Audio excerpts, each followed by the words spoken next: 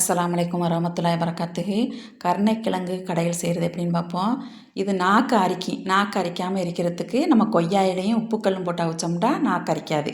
இப்போ ஒரு குக்கரில் 1/4 கிலோ கிழங்கு தேவையான அளவு தண்ணி ஊற்றி ஒரு 4-5 கொய்யா இலை உப்புக்கல் போட்டு ஒரு 10-12 விசிலுக்கு அவிச்சுக்கிட்டாச்சு.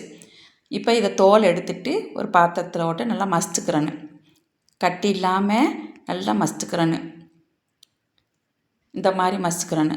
இப்போ ஒரு சட்டி அடுப்பில் வச்சுட்டு கொஞ்சமாக எண்ணெய், கடுகு, உளுந்து, காஞ்ச மிளகா, சின்ன வெங்காயம், கருவேப்பிலை போட்டு வதக்கிக்கிறேன்னு. வெங்காயம் நல்லா வதங்க தேவையில்லை, லேசாக வதங்கினா போதும். வதங்கவும் கருணக்கிழங்க போட்டு கொஞ்சமாக புளி கரைச்சல், தேங்காய் பால் ஒரு 1/2 டம்ளர் கெட்டியாக புழிஞ்சு ஊற்றிக்கிறேன்னு.